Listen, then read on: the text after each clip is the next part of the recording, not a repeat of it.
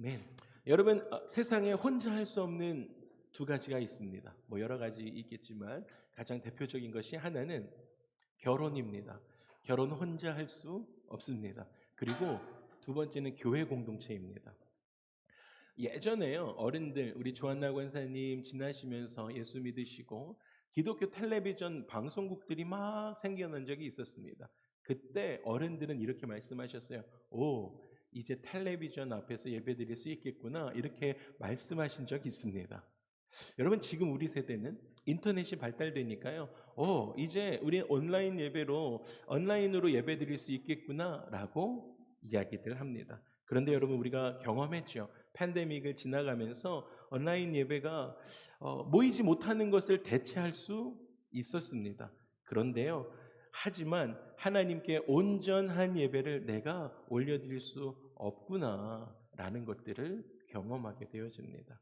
여러분, 물론 그런 것들이 여러분의 신앙에 어떤 사이드로 도움이 될 수 있습니다. 그런데 그것이 교회 자체는 아닙니다.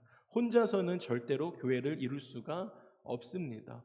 그래서 집에서 인터넷 켜고 셀폰으로 예배드린다고 해서 여러분, 그것이 교회가 대체되지 않는다라는 것입니다. 물론 여러분들 집에서 혼자 있으면 편하죠. 혼자 신앙생활하면 얼마든지 편하고 좋을 것 같습니다.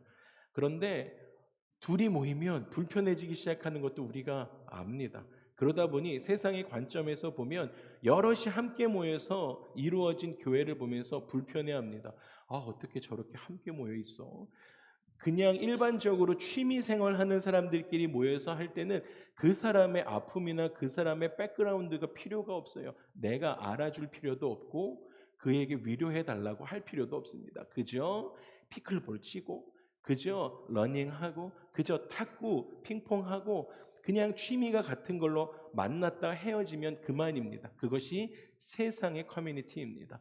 그러다 보니까 세상 사람들은 교회를 보면서 아니, 어떻게 저렇게 서로 이해해주고 받아주고 용납해줘야 되는 그러한 공동체를 저렇게 열심히 간단 말이야 라고 하면서 불편해하고 이해하지 못합니다. 그런데 여러분, 영적인 관점에서 보면 교회는 축복이 되는 줄 믿습니다. 그리고 영적인 관점에서 보면 교회는 우리 가운데 기쁨이 됩니다. 함께 모여 예배합니다. 그리고 서로가 서로를 섬김을 주고받고 주의 말씀을 가르치고 배울 때, 그리고 서로 격려해주고 서로 지탱해 주는 거예요. 그렇게 할 때 세상이 채워줄 수 없는 축복을 누리게 되어집니다. 오늘 바울이 그의 세 번째 전도 여행 중이었어요. 그런데 그때 강력한 성령님의 인도하심을 따라서 예루살렘에 올라가게 되어집니다. 그런데 올라가기 직전에 에베소 교회 장로들을 통해서 지금 그 예루살렘에 올라가면 당신 정말 큰 핍박을 받고 붙잡히게 되고 결박되어질 것입니다. 그래서 바울을 만나는 사람마다 다 이렇게 이야기했습니다. 지금 올라가지 마십시오. 그 에베소 교회 공동체 모든 사람들이, 교회들이 하나가 돼서 바울에게 이야기하는 거예요. 거기 올라가지 마십시오. 그러면 정말 험한 꼴 당합니다 라고 이야기하기 시작했습니다. 그런데 그때요, 바울이 에베소 교회에 있는 엘더들에게 이렇게 이야기합니다. 사도행전 20장에 이렇게 이야기합니다. 내가 달려갈 길과 주 예수께 받은 사명 곧 하나님의 은혜의 복음을 증언하는 것을 마치려 하면은 뭐라고 말씀하시냐면 나의 생명조차 조금 더 귀한 것으로 여기지 아니하노라라고 이야기합니다. 그러면서 바울은 마치 죽을 사람처럼 유언을 에베소 교회 공동체의 리더들에게 하는데 이렇게 이야기합니다. 여러분은 자기를 위하여 또는 온 양떼를 위하여 삼가하라. 성령이 그들 가운데 여러분을 감독자로 하나님이 자기 피로 사신 교회를 보살피게 하셨습니다 라고 이야기합니다. 그러니까 지금 이 교회를 어떻게 보살피게, 어떻게 세우셨는지 우리 가운데, 그리고 우리가 어떻게 이 교회를 섬겨야 할지 그렇게 말씀해주고 계시다라는 것입니다. 혹시 자막이 워킹을 안 하나요? 네, 한번 확인해 주시면 감사하겠습니다. 왜냐하면 우리가 성경을 읽을 때 자막을 좀 같이 보면 훨씬 더 이해하기가 수월하기 때문입니다. 그래서 오늘 이 말씀에 하나님이 자기 피로 사신 교회다라는 표현을 합니다. 여러분, 하나님께서 자기 피로 사신 교회, 이 말씀을 풀어서 쓰면 하나님께서 그의 아들의 피로 값주고 사신 교회다라는 것입니다. 오늘 우리는요, 교회에 대해서 이야기할 것입니다. 그리고 여러분들이 소속되어 있는 이 공동체가 어떠한 공동체인지 성경적으로 보고, 그리고 이 구성원이 되는 내가, 여러분이 어떠한 마음으로 이 공동체를 섬겨 나가야 할지 오늘 말씀을 보면서 한번 살펴보도록 하겠습니다. 첫 번째는요, 교회는 하나님께 예배드리는 곳이다라는 것이에요. 여러분, 교회는 커뮤니티 아니에요. 여러분, 교회는 거룩하신 전능하신 하나님 앞에 나와 하나님을 바라보고 하나님께 예배드리는 곳입니다. 여러분, 물론 여러분 집에서 혼자 기도할 수 있습니다. 여러분 집에서 여러분들 혼자 찬송하실 수 있어요. 찬양 틀어놓고 유튜브에 나오는 귀한 찬양들 틀어놓고 함께 따라 부르며 찬양하실 수 있습니다. 그리고 물론 여러분 집에서도요, 혼자 성경 펴고 얼마든지 읽으실 수 있습니다. 그런데 중요한 것은요, 예배는 함께 드리는 것입니다. 예배는 함께 하는 것입니다. 여러분, 그 말씀을 마태복음 18장에 예수님께서 이렇게 말씀하셨어요. 두세 사람이 내 이름으로 모인 곳에는 나도 그들 중에 있느니라 라고, 모이는 것에 하나님께서 말씀하세요. 예수님께서 함께 하시겠다라고 말씀하신다는 거예요. 여러분, 구약에서도 마찬가지입니다. 하나님께서 세 가지 절기를 정하십니다. 무교절, 칠칠절, 초막절 이렇게 정해놓으시고 어떻게 말씀하시냐면, 이스라엘의 모든 남자들이 뭐라고 말씀하시면 함께 모여서 그 예배를 드려라, 그 절기를 지켜라 라고 말씀하십니다. 여러분, 예배는요, 예수님도 하나님도 함께 모여 지켜라 라고 말씀하셨다는 것입니다. 여러분, 우리는 예배에서 하나님의 임재하심을 경험하게 되어집니다. 그래서 예배 중에 하나님께서 여러분의 삶을 채워주시기 시작합니다. 할렐루야. 예배드리기 시작하니까 하나님께서 주시는 그 은혜들로 내 마음이 채워지기 시작하는 거예요. 그래서 여러분, 교회는 가득 채워진 사람들의 모임이 아니라 빈 마음을 가진 사람들의 모임이 교회입니다. 그런데요, 누가복음에 보면 바리새인들은 예배드릴 때 그렇게 하지 않았습니다. 빈 마음으로 하나님께 나오지 않고 아주 가득 채워진 마음으로 자신들의 종교적인 마음, 자신들의 율법적인 마음, 자신들의 경험을 다 내 마음에 가지고, 자신들의 철학을 다 자기들의 마음에 가지고 하나님 앞에 나와서 예배했습니다. 그랬더니 하나님께서 이렇게 말씀하셨어요. 하나님은 바리새인들의 기도를 듣지 아니하시고 라고 말씀하십니다. 여러분, 우리는요, 하나님 앞에 우리의 빈 마음을 가지고 주님 앞에 나와 하나님을 예배하기 시작할 때 하나님께서 그 빈 마음에 하나님의 은혜를 가득 채워주시는 것입니다. 그래서 교회는 가득 채워진 사람들의 모임이 아니라 텅 빈 마음을 가지고 주 앞에 나온 사람들의 모임이 교회가 되어집니다. 할렐루야. 여러분, 하나님 아니면 채워질 수 없습니다. 그러한 존재적 목마름을, 존재적 영적인 배고픔을 가진 사람들, 그 사람들의 모임이 교회가 되어진다라는 것이에요. 놀라운 하나님의 은혜를 쓴 이 필립 얀 씨가 교회를 떠난 적이 있었습니다. 지금 기독교에 가장 큰 영향력을 주고 있는 이 필립 얀 씨가 젊었을 때 교회를 떠납니다. 교회를 떠나는 것뿐만 아니라 하나님을 떠나죠. 남부 지역에 있는 아주 보수적인 교회에서 자라났던 사람이 필립 얀 씨입니다. 그 교회는 너무너무 보수적이다 보니까 인종차별도 가리켰습니다. 그리고 사소한 일들, 썬데이에 주일날 롤러스케이트 타지 마십시오, 볼링 치러 가지 마십시오, 영화 보러 가지 마십시오, 어떤 쇼핑도 하지 마십시오, 그리고 움직일 수 있는 것들을 타지 마십시오 라고 이야기하는 아주 율법적인 교회를 그가 어렸을 때 다녔습니다. 청년이 되면서 필립 얀 씨가 그 숨막힐 것 같은 교회를 떠납니다. 단순히 교회만 떠났던 것이 아니었습니다. 그가 이렇게 이야기합니다. 이 책에서 남부의 근본주의 영토에서 나올 때 불행히도 나는 위선의 껍질뿐만 아니라 신앙이라는 몸통까지 내던져 버렸다라고 하면서 신앙을 떠나게 되어집니다. 그렇게 한동안 신앙생활을 포기하고 살아갔던 그는 결국 교회로 돌아오게 되어지는데요. 그가 유명하니까 그런 과거를 알고 있었던 기자가 필립 얀시에게 이렇게 물어봅니다. 어떻게 다시 교회로 돌아왔습니까? 라고 물었어요. 그랬더니 그가 이렇게 대답합니다. 교회는 내가 간절히 원하는 그 무엇인가를 갖고 있습니다. 잠시 교회를 떠나 있을 때면 늘 고통받는 쪽은 나였습니다. 과거에는 극장에서 영화를 보듯이 나는 예배를 구경했습니다. 여러분 오늘 예배를 구경하시면 안 됩니다. 예배를 구경했습니다.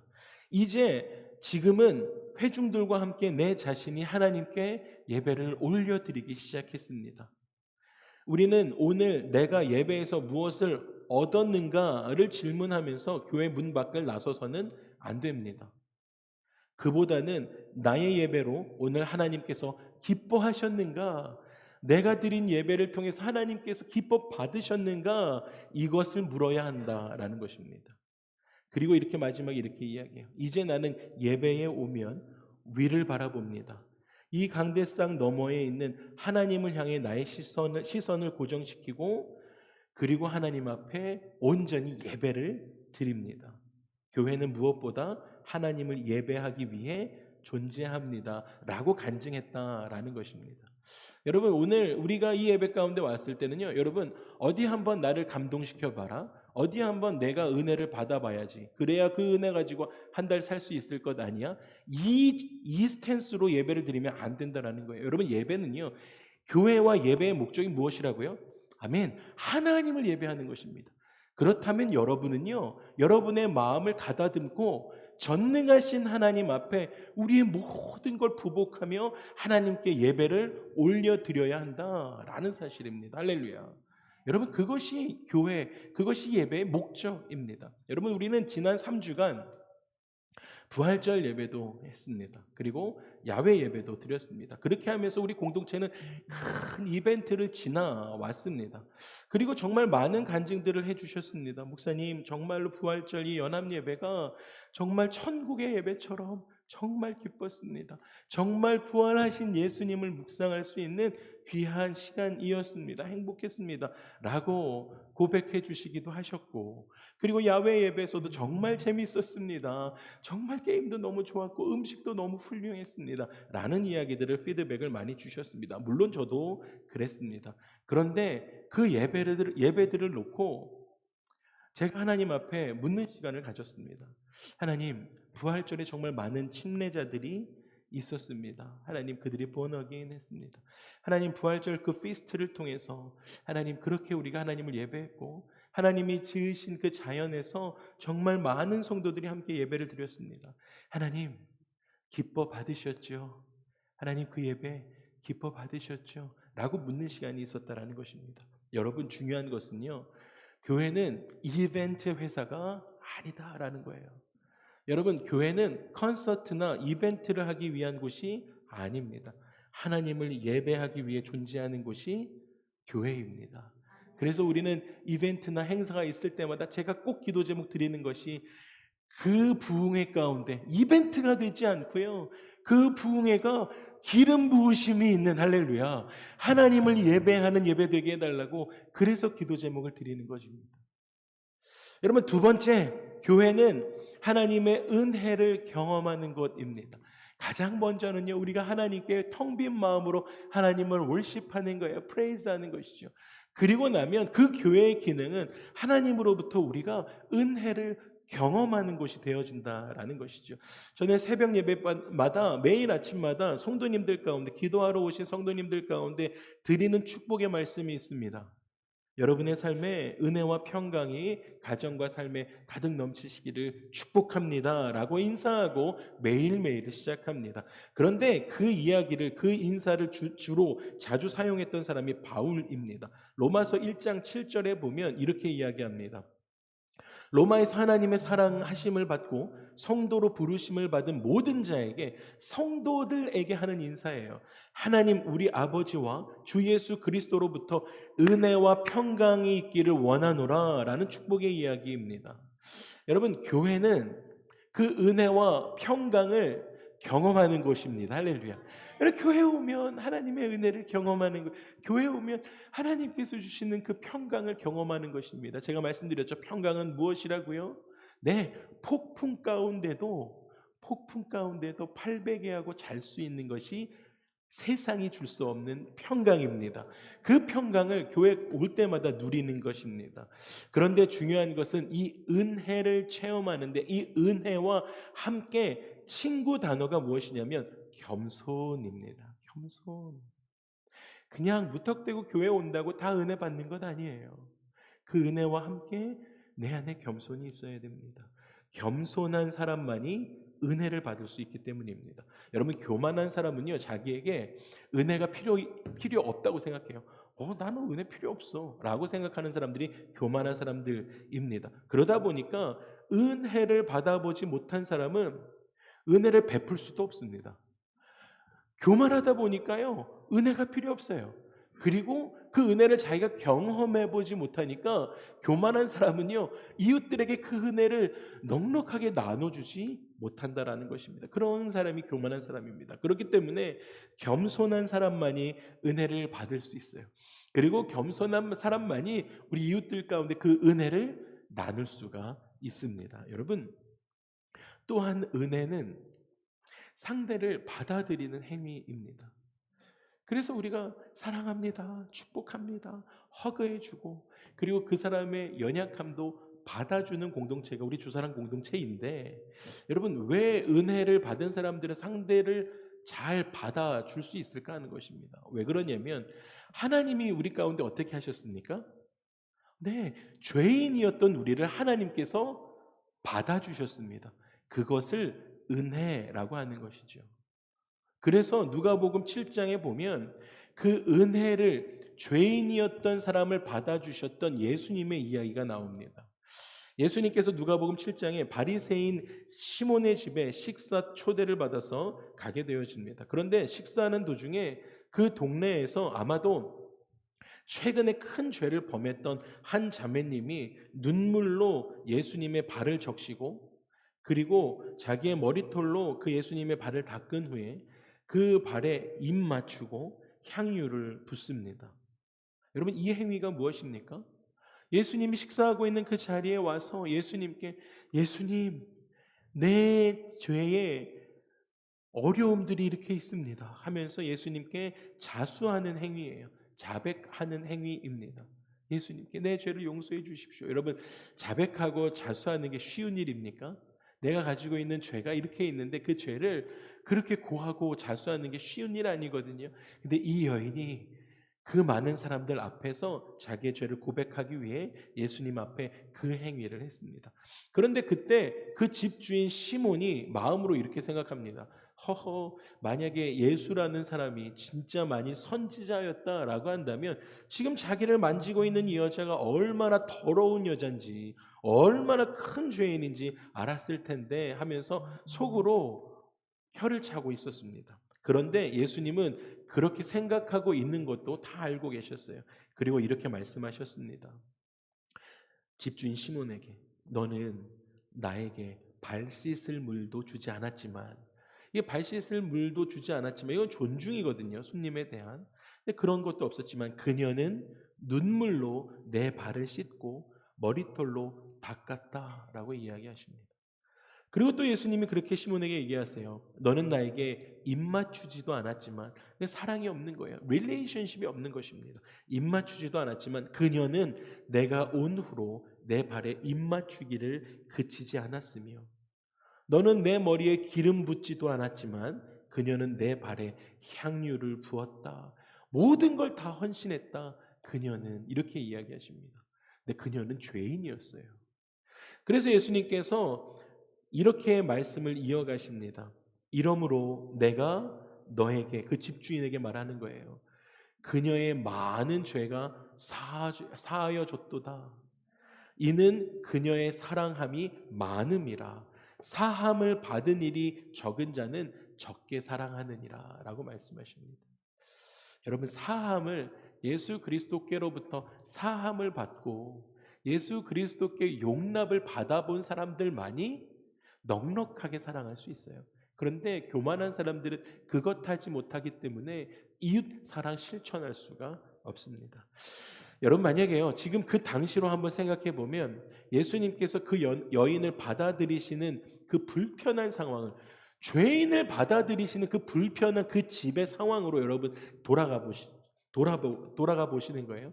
그러면 바리새인들과 그곳에 있던 일반 사람들 다 똑같이 생각했을 것입니다. 그 여인이 어떠한 죄인인지 다 동네가 알고 있는데, 허허, 선지자라면서 이 여인이 얼마나 불경한 사람인지 어떻게 모르지? 라면서 판단하는 과정입니다. 판단하는 상황이었습니다. 불편한 상황이었습니다. 그런데 그 현장에서 예수님은 그 죄인의 겸손함을 보셨어요. 그 죄인의 겸손함을 보시고 눈물로 회개하면서 사랑의 마음을 담아서 다가오고 있는 그 여인의 마음을 예수님은 존귀하게 여기셨다라는 사실입니다. 여러분, 우리가 예수님께 예배드리러 가실 때 이 마음 가지고 가시는 거예요. 우리가 예수님 앞으로 나아갈 때 겸손한 마음을 가지고 가셔야 됩니다. 그리고 여러분, 눈물로 회개하는 마음을 주 앞에 나아가는 거예요. 그리고 예수 그리스도를 사랑하는 마음으로 주 앞에 나아갈 때 우리의 마음을 예수님께서 존귀하게 받아주실 줄 믿습니다. 여러분, 또한 교회는 은혜를 받고 은혜를 나누는 곳인데, 이 은혜를 베푼다라는 말은 상대방을 받아들이는 것입니다. 상대방을 받아주는 거예요. 그래서 나에게 해를 끼쳤던 사람이 진심으로 그의 잘못을 뉘우치고 회개하면 여러분, 우리가 그 사람 받아주는 거예요.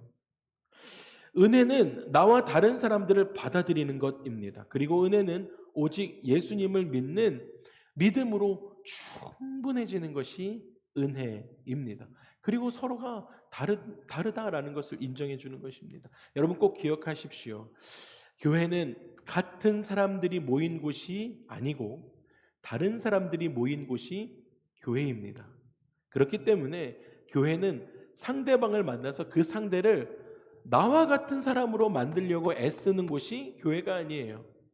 그저 그 다양함으로 인해서 이런 분도 계시군요, 이런 형제님 자매님이 계시는군요 하면서 하나님께 감사하고 하나님께 즐거워하는 사람들이 모인 곳이 교회가 되어집니다. 그곳이 은혜의 현장입니다. 세 번째는 교회는 하나님의 거룩함이 있는 곳입니다. 여러분, 그래서 교회를 경홀히 여기시면 안 돼요. 여러분, 교회는 하나님의 거룩함이 있는 곳입니다. 그래서 교회 안에서 그 거룩함을 가리는 행위를 절대로 해서는 안 됩니다. 여러분, 혹시 리더십에 계십니까? 그렇다면 교회 리더십들, 또 목사님들, 또 리더들이 이런 일들을 가장 많이 할 수 있는데요, 앞에 선 줄로 생각할 때 쓰러질까 조심하며 하나님의 영광을 가리지 아니하는 그러한 삶을 살아가야 합니다. 왜냐하면 교회는 하나님의 거룩하심이 있는 곳이기 때문입니다. 하나님은 레위기 11장에서 내가 거룩하니 너희도 거룩해라 라고 우리 가운데 말씀하셨습니다. 동일하게 예수님도 그렇게 말씀하세요. 마태복음 5장에 내 아버지가 온전하신 것처럼 너희도 온전하라 라고 말씀하셨습니다. 여러분, 이 거룩함에는 언리미티드합니다. 그래서 이 우리가 성도라고 하는 이 세인트, 거룩한 그리스도인들은 거룩한 무리들이 되어집니다. 예수님께서 그의 피로 우리를 거룩하게 만들어 주셨습니다. 이제 그 거룩하게 예수 그리스도의 보혈이 여러분의 삶에 덮임으로 말미암아 내 삶이 거룩하게 되어졌다라고 하면 이 이후의 삶, 거룩함을 살아가는 것은 우리의 몫이 되어졌습니다. 여러분, 이것을 우리가 지켜야 되는 것, 지켜가야 한다는 것입니다. 그래서 거룩한 삶을 지켜 행하는 삶에는 앞에 창문이 없어요. 옆에도 창문이 없습니다. 뒤에도 창문이 없어요. 오직 위로만 창문이 나 있습니다. 거룩한 성도들은 오직 하나님만 바라보며 신앙생활하는 것입니다. 그런데 가끔가다 옆을 보면서 야, 예수를 그렇게 잘 믿는다고 하면서 새벽 예배는 한 번도 안 나오네 라고 판단하는 순간 여러분, 그 사람이 무너지는 게 아니라 거룩함을 살아내야 하는 내 거룩한 신앙생활이 무너지기 시작한다는 거예요. 여러분, 뒤에 보면서 뒤에 창문을 보면서 아유, 어떻게 신앙을 그렇게 오래 하고 아직도 전 모양이냐라고 판단하기 시작하면 여러분, 그 사람의 신앙생활이 무너지는 것이 아니라 누구의 거룩함이 없어진다고요? 내 신앙생활이 무너지기 시작한다라는 것입니다. 여러분, 우리의 거룩함을 잃어버리는 건 비교함부터 나옵니다. 비교하기 시작하면 내 삶의 거룩함은 무너지기 시작하고 그 공동체의 거룩함도 무너지기 시작합니다. 그래서 우리 공동체는 모일 때마다 혹시 공동체 안에서 통화할 때마다 다른 사람 이야기하는 공동체가 아닌 것이죠. 여러분, 우리는 내가 받은 은혜를 나누는 공동체가 주사랑 공동체가 되는 줄 믿습니다.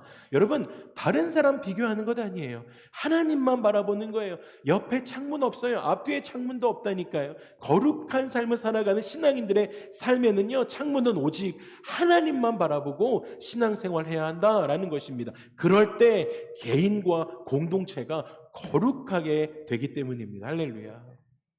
여러분, 거룩함은 또한 하나님과의 동행입니다. 그렇게 동행하다 보니까요, 하나님이 내 삶에 같이 계시다 보니까요, 거룩함이 유지될 수밖에 없는 거예요.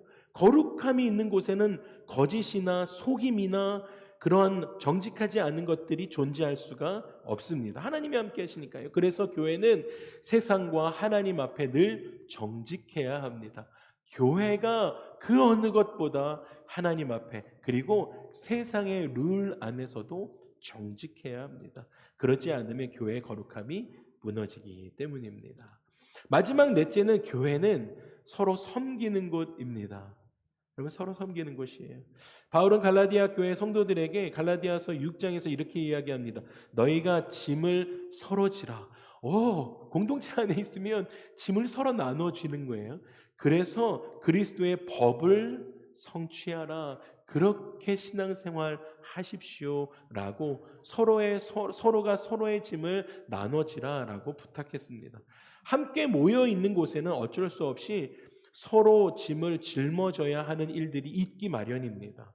여러분, 강한 사람들은요, 약한 분들 보면서 그 약한 분들의 짐을 져줘야 됩니다. 그게 공동체예요. 그게 거룩한 교회 공동체입니다. 많은 시련과 연단을 통해서 그리스도의 성품으로 성숙한 그리스도인들은 아직도 세상적인 생각과 말을 하는 그러한 분들의 짐을 져주는 거예요. 그런 분들이 목자들이 될 것입니다. 그렇게 그들의 삶을 초원지기들, 그런 분들이 여러분의 삶을 돌봐주실 것입니다. 그리고 천국에 대한 확신과 믿음을 가지고 소망을 가진 그러한 사람들은 자주자주 뒤를 돌아보면서 뒷걸음질하고 그렇게 뒤로 넘어지려고 하는 사람들의 삶을 돌아봐 주면서 그들의 짐을 짊어져 주는 것입니다. 그것이 교회 공동체입니다. 서로의 짐을 짊어주는 것입니다. 제가 남가주에 내려와서 7년 사역하고 남가주 와서 아무렇지도 않게 사용하는 그 한 단어를 듣고 많이 놀랬던 적이 있습니다. 우리 공동체가 정말 기적적으로 하나님의 은혜로 매주 새로운 분들을 보내주시고 방문자가 계속 많은데요. 그렇게 교회를 방문하시는 분들 중에 아주 희박하게 가끔 이렇게 말씀하세요. 교회 쇼핑 좀 더 해보고 결정하겠습니다 라고 이야기하시는 거예요. 물론 교육부도 봐야 됩니다. 교육부도 어떤지 좀 살펴보시는 것 중요합니다. 그리고 목사님의 말씀의 그 결이 자기의 신앙생활과 좀 어떻게 맞는지 보실 필요 있습니다. 그런데 중요한 것은요, 우리의 사고입니다. 교회의 존재가 어떤 내 만족을 채워야 하는 대상으로 여겨지게끔 교회를 쇼핑이라는 단어로 전락시켜서는 여러분 안 됩니다. 교회는 정말 거룩한 공동체이기 때문입니다. 이런 거죠. 마치 동네에 여러분 플라자들이 좀 있잖아요. 그 플라자에 가면 무엇이 있습니까? 타겟도 있고 운동용품을 파는 딕스도 있고 필요하면 또 거기 들어가는 거예요. 없으면 그냥 나와버리는 것이죠. 노스트램 렉도 있습니다. 그래서 좋은 물건을 싸게 살 수 있네 하면서 들어가기도 합니다. 내 필요를 채워주는 그런 쇼핑센터로 교회가 전락되어서는 안 된다라는 것입니다. 그런데 여러분, 교회는 어떤 곳입니까? 상품이 아니에요. 여러분, 교회는 상품이 아니라 은혜를 경험하며, 할렐루야, 모두가 함께 참여하고 섬기는 공동체, 교회가 섬기는 공동체가 교회다라는 것입니다. 여러분, 왜 그렇습니까? 하나님께서 저와 여러분을 보면서 야, 너 참 쓸모 있구나. 너 참 쓸모 있으니까 내가 너를 구원해 줄게. 이렇게 우리 가운데 다가오셨습니까? 아니에요, 여러분. 하나님께서는 우리가 하나님께 할 수 있는 것이 무엇이 있겠습니까? 어떤 쓸모가 있겠습니까? 그럼에도 불구하고 하나님께서 나를 구원하시기 위해서 예수 그리스도를 내어 놓으셨기 때문에 교회가 세워졌습니다. 그래서 교회는 내가 무엇인가를 얻어가는 곳이 아니라 내가 어떠한 것을 섬길 수 있는가, 그것이 교회인 것이에요. 내가 어떠한 것을 섬길 수 있지? 라고, 내가 하나님으로부터 예수 그리스도를 통해서 구원함을 입었기 때문에 그 넉넉한 구원함을 나눠야 되는데 어디 가서 나눠요?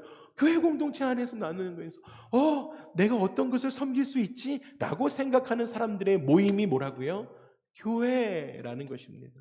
여러분, 왜 그렇습니까? 저와 여러분은 이미 예수 그리스도를 통해서 받은 사람들이기 때문에 우리는 우리 이웃들 가운데 넉넉하게 섬길 수 있습니다. 여러분, 내가 얻어갈 수 있는 곳이 내 교회가 아니라 내가 무엇을 섬길 수 있는 곳이 내 교회가 되어야 합니다. 여러분, 이렇게 생각하기 시작하면요, 내가 누구를 섬길 수 있지? 라고 생각하기 시작한다라고 하면요, 교회 안에 있는 모두를 존중하는 그러한 태도로 나의 삶을 바꿔줍니다. 그래서 섬긴다라는 말은 가까이 있는 거예요. 내가 권사님을 섬깁니다 라고 하면 뭐 알지도 못하는 사람을 섬깁니까? 아니죠. 그녀의 삶이 어떠한지 알기 때문에 내가 도울 수 있는 게 지혜가 있는 거예요.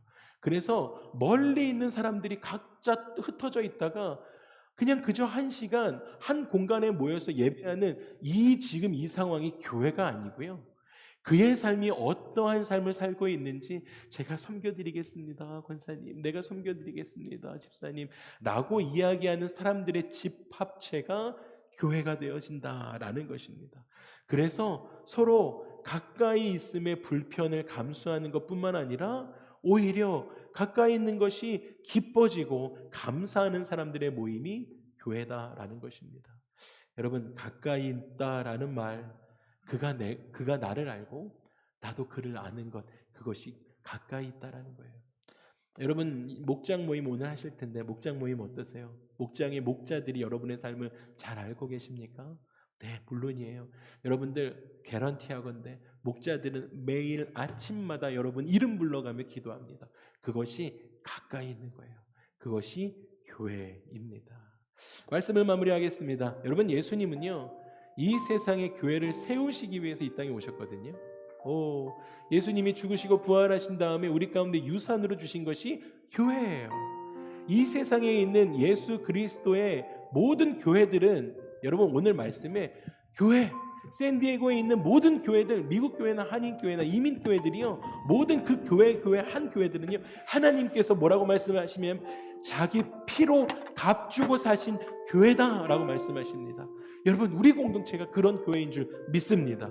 그래서 교회는요, 계속 성장해야 돼요. 머물러 있으면 안 됩니다. 계속 그 복음을 전파해야 합니다. 계속적으로 하나님께서 부어주신 그 사랑을 우리끼리 줬사오니 하면 썩습니다. 여러분, 그 사랑을 나눠야 돼요. 섬겨야 합니다. 그것이 교회의 기능이기 때문입니다. 교회는 참 아름다운 곳입니다. 교회는 신비로운 곳이에요. 여러분, 폭풍우 속에 피난처가 되는 곳이 교회예요. 여러분, 사막을 걸어가는데 오아시스를 만났어요. 여러분, 그것이 교회입니다. 거기에 생명이 있기 때문이에요. 여러분, 예수 그리스도를 모르고 그렇게 한 생을 살아오다가 교회를 만났어요. 거기에 생명이 있기 때문에 오아시스 같은 거예요. 거기서 섬김도 받고 하나님이 나를 사랑하셔서 예수 그리스도를 죽이시고 나를 살리신 그 은혜를 내가 입다 보니까 나도 다시 섬기게 되어지는 곳, 그것이 주사랑 공동체다라는 것입니다. 여러분, 그 안에 생명이 있습니다. 그렇다 보니까, 생명이 있으니까 사단은 어떻게 합니까? 항상 교회를 흔들려고 해요. 불평을 주려고 해요. 갈라놓으려고 합니다. 여러분, 그러나 하나님의 성령이, 하나님의 계시의 성령이, 지혜의 성령이 그 교회 안에 있으면 우리들을 붙들어주고 지켜주는 줄 믿습니다. 여러분, 왜 그렇습니까? 우리 주사랑 공동체는요, 예수님께서 그의 피로 값주고 저와 여러분을 사셨기 때문입니다. 할렐루야. 그것이 교회입니다. 이번 한 주 살아가시면서 교회로 살아가시고 공동체로 부르셨기 때문에 공동체 안에서 서로가 서로를 섬기며 또 은혜를 충분히 내 안에 받으며 살아가는 축복의 한 주가 되시기를 주님으로 축복합니다. 우리 함께 일어나셔서 찬양하고